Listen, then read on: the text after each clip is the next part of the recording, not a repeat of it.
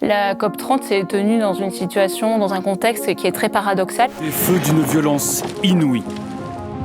Des villas luxueuses entièrement ravagées par les flammes. Des inondations historiques frappent le Vietnam. Ces animaux n'ont pas survécu à la sécheresse d'une ampleur exceptionnelle. Il n'est quasiment pas tombé une goutte de pluie ici depuis 18 mois. L'action climatique est plus que jamais reléguée au second plan et même entravée par de nombreux États. This climate change, it's the greatest con job ever perpetrated on the world, in my opinion.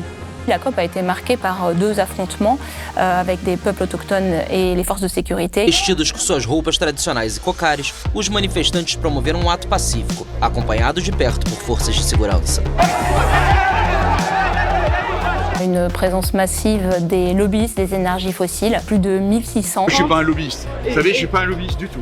Vous vous trompez lourdement. La dernière demande, la plus importante peut-être, c'était que la COP donne davantage de place à la voix des peuples. We are going through a lot of violence in our territories. So why is it that we cannot have the power to decide here at COP? La COP30 s'est achevée sur un accord qui est décevant et à minima. Indígenas, sentimos na pele a derrota do nosso território.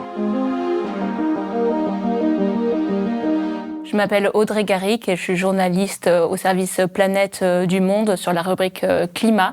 Et j'ai suivi la COP30 au Brésil, à Belém, pendant 10 jours. Le jeudi 20 novembre, il y a un incendie assez important qui s'est déclenché sur le site de la COP à Belém.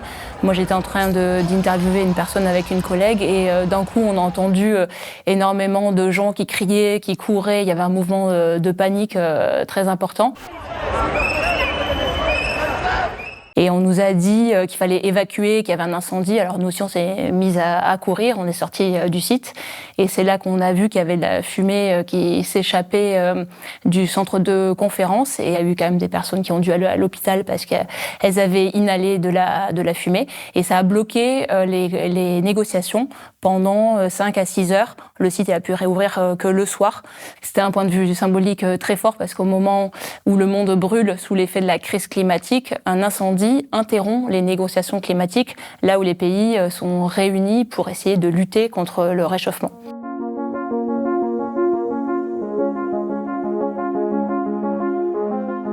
La COP30 s'est tenue dans une situation, dans un contexte qui est très paradoxal parce que d'un côté, l'action climatique est plus que jamais reléguée au second plan et même entravée par de nombreux États, à la fois parce qu'il y a des conflits militaires, des conflits économiques, il y a des divergences et des divisions très fortes entre les pays et surtout l'action du président américain Donald Trump qui est climato-sceptique et qui saborde les récentes avancées sur le climat. Donc on est dans un contexte qui est très différent de celui d'il y a 10 ans, qui avait prévalu au moment de la signature de l'accord de Paris, qui est le premier traité international sur le climat qui fixe des objectifs de limite du réchauffement climatique et de réduction des émissions de gaz à effet de serre. Et dans le même temps, la crise climatique s'accélère à un rythme sans précédent. Les 10 dernières années sont les 10 plus chaudes jamais enregistrées, avec l'année 2025 qui s'annonce la deuxième ou troisième plus chaude. 2024, c'était un record, c'est la première fois que le réchauffement climatique a dépassé 1,5 degré par rapport à l'ère pré-industrielle. Et il n'y a pas une semaine qui se passe sans qu'on ait des inondations, des sécheresses, des canicules qui s'abattent sur les pays du monde. Le premier enjeu de la COP30, c'était d'abord la survie de l'accord de Paris. Donc il s'agissait de réaffirmer l'adhésion au traité international, de montrer que les pays sont encore engagés dans la bataille climatique. Et c'était d'autant plus important qu'en septembre, devant l'ONU, Donald Trump avait qualifié à nouveau le réchauffement climatique de canular. This climate change, it's the greatest con job ever perpetrated on the world, in my opinion. Et ces derniers mois, son administration n'a cessé de faire pression sur les différents États pour qu'ils abandonnent leurs objectifs climatiques et pour qu'ils relancent les énergies fossiles, c'est-à-dire le charbon, le pétrole et le gaz, qui sont la principale cause du réchauffement climatique. Et au-delà du multilatéralisme, il y avait beaucoup d'objectifs différents à cette COP qui ne tournaient pas autour d'un seul objectif, mais de plusieurs. Donc, il s'agissait d'abord d'accroître les plans de réduction des émissions de gaz à effet de serre. C'est un objectif tous les 5 ans, comme l'engage l'accord de Paris. Donc cette fois-ci, c'était cette année qu'il fallait le faire. Il s'agissait ensuite d'augmenter la finance climatique. Ça, c'est un enjeu crucial des négociations. On considère que c'est le nerf de la guerre parce que ça permet d'accroître l'action et d'augmenter la confiance entre les États. Ensuite, on avait l'objectif majeur de sortie des énergies fossiles, parce qu'il y a 2 ans, à Dubaï, les pays s'étaient engagés à faire une transition en dehors du charbon, pétrole et gaz. Mais depuis, cet engagement n'a pas été suivi d'effet. Et enfin, il y avait, parmi tous les autres dossiers, il y avait un dernier objectif qui était autour des forêts, puisque la COP30 se tenait aux portes de l'Amazonie, la plus grande forêt tropicale du monde. Donc les pays devaient montrer qu'ils devaient lutter contre la déforestation. On a un objectif d'y mettre fin d'ici à 2030, qui n'est pas tenu, et montrer qu'ils voulaient préserver les forêts tropicales notamment.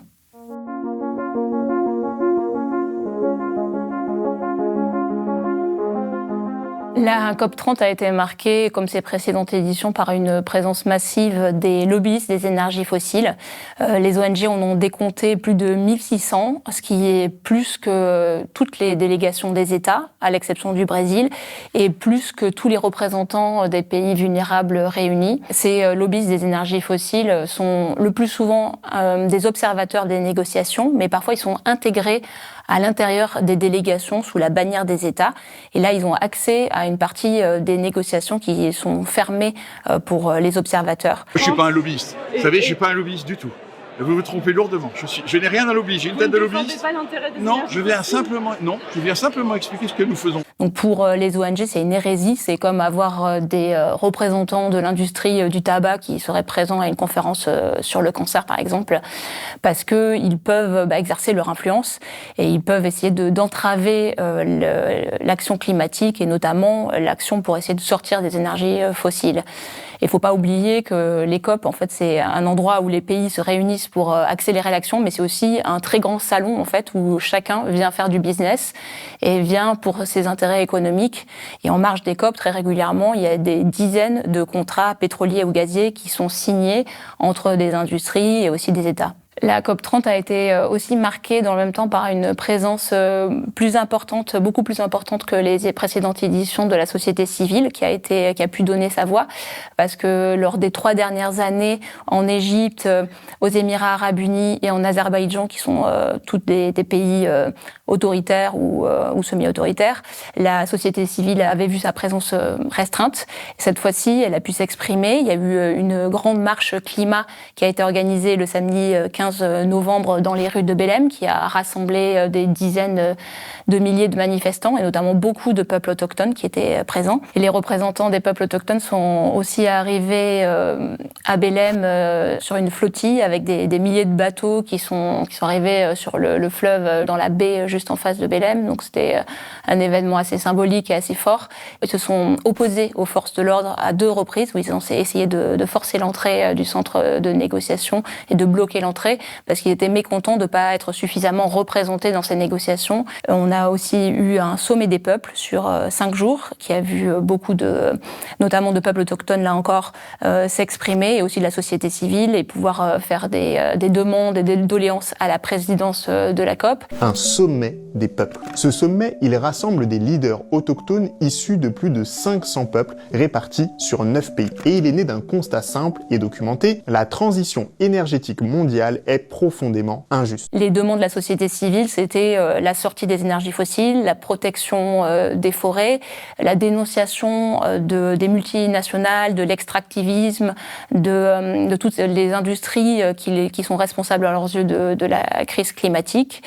Mas para nós é momento de revolta, é momento de indignação, é momento em que nós, indígenas, sentimos na pele a derrota do nosso território. Surtout, la dernière demande, la plus importante peut-être, c'était d'être entendu. Nossa imagem, ela é usada como marketing, como uma forma de só dizer que estamos juntos, que estamos presentes, mas nós não estamos sendo escutados e muito menos respeitados.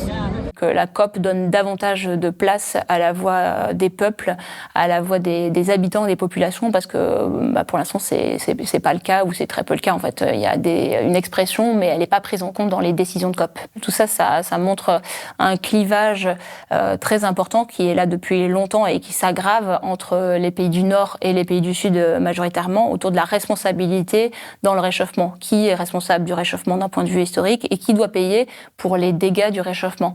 Donc d'un côté, on a les pays du Sud qui sont majoritairement touchés par les impacts du réchauffement climatique. Ils n'ont pas assez d'argent pour s'y adapter. C'est eux qui ont le plus de pertes et de dommages. Et pourtant, ils sont le moins responsables de ce réchauffement.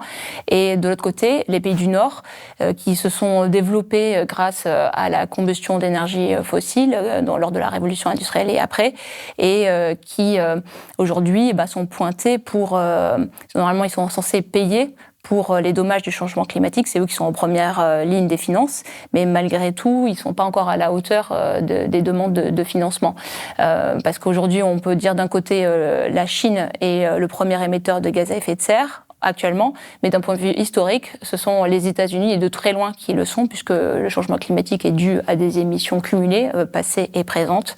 Et l'Union européenne aussi est le deuxième émetteur de gaz à effet de serre d'un point de vue historique, si on regarde les émissions liées à la production et à la consommation, c'est-à-dire à l'importation de biens et de services, et si on regarde aussi l'impact colonial dans les émissions.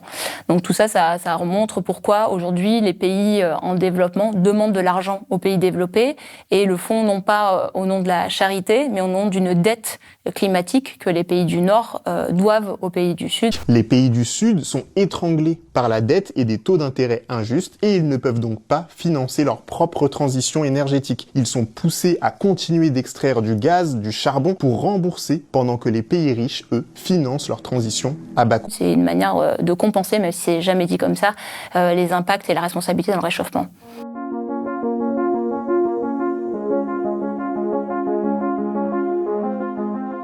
Dans les derniers jours et surtout les dernières heures de la négociation, on a vu des divergences très importantes entre les États. On était très loin en fait de l'esprit du mutirão qu'avait convoqué la présidence brésilienne de la COP. Le mutirão, c'est un terme autochtone qui désigne une action collective en vue d'un but commun. Et la présidence martelait ce terme, c'est devenu sa devise. Il faut qu'on agisse ensemble. Et en réalité, il y a eu énormément de fractures. Et ça s'est cristallisé autour de 2 points. D'abord, la sortie des énergies fossiles. On avait d'un côté 80 pays environ qui voulaient une feuille de route pour sortir du charbon, pétrole et gaz. Donc c'était l'Union européenne, mais aussi les petites îles, beaucoup de pays d'Amérique latine et notamment la Colombie, des pays d'Asie, du Pacifique et le Kenya. Et de l'autre côté, ils se sont heurtés à la résistance de pays pétroliers menés par l'Arabie Saoudite et aussi des grands pays émergents comme l'Inde et le Brésil, qui étaient aussi à environ 80. Et donc là, il y avait une affrontement entre les 2 lignes. Et ça, c'est très lié à notre sujet de divergence, qui est le sujet des finances. Sur ce point, l'Union européenne a fermé la porte très très vite en disant qu'elle ne voulait pas de nouvelles demandes financières émanant des pays du Sud. Et ça a beaucoup heurté les petites îles notamment et d'autres pays du Sud. Ça a bloqué les négociations. Et c'est vrai que ce blocage est responsable peut-être aussi à aggraver le blocage sur l'autre sujet des énergies fossiles. Parce que pour les énergies fossiles, il y a toute une partie de pays qui étaient indécis, notamment des pays africains, et qui auraient pu aller du côté de ceux qui voulaient une sortie des énergies fossiles s'ils avaient eu la garantie d'avoir plus de financement climatique. Les deux sont liés, et comme souvent dans les négociations climatiques, il y a beaucoup de marchandage, de tractations, de dossiers qui sont imbriqués et qui peuvent, si l'un se résout, l'autre se résout aussi, donc tout marche ensemble. La COP30 s'est achevée sur un accord qui est décevant et à minima. On peut considérer qu'elle a sauvé la face, mais pas le climat. Parce que certes, les pays ont réadhéré à l'accord de Paris, ont réaffirmé leur soutien au multilatéralisme climatique, mais il y a eu beaucoup de points de divergence, et surtout sur les énergies fossiles. Ils n'ont pas réussi à mentionner explicitement dans le texte de décision principale les énergies fossiles, et donc le charbon, pétrole et gaz. C'est pas dit comme ça. En fait, c'est sous l'objet d'une référence indirecte directe à un accord précédent, l'accord de Dubaï, qui prévoyait la transition en dehors des énergies fossiles. Donc là, à Belém, le texte se contente de redire qu'il y avait ce consensus de Dubaï qui a existé. C'est tout. Donc évidemment, c'est pas un recul, mais c'est absolument pas suffisant. Ça marque pas un progrès.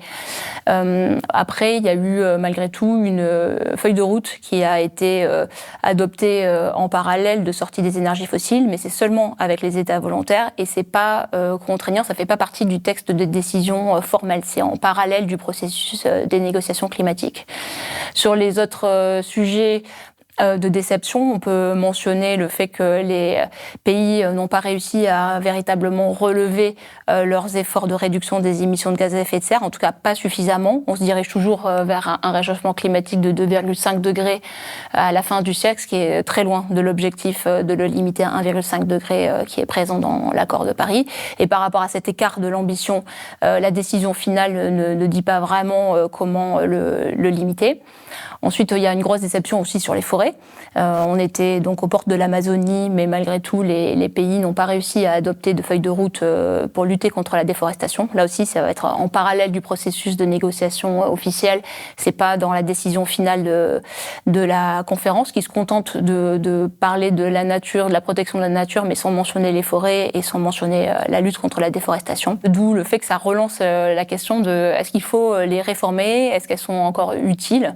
Et sur cet aspect, en fait, oui, les COP sont utiles parce que c'est le seul endroit en fait où on peut maintenir malgré tout, contre tous ces vents contraires, le climat en haut de l'agenda, continuer de mettre la pression ou d'essayer de le faire en tout cas sur les États, et où ils sont un petit peu redevables malgré tout de leurs actions, et surtout donner une voix à tous. Il n'y a pas d'autre arène où chaque État a une voix parmi les 195 pays du monde. I think it's very important for us, especially in Tuvalu, having a population of 10,000 and being as isolated as we are in the Pacific, to come to these big events and have voices in negotiations especially.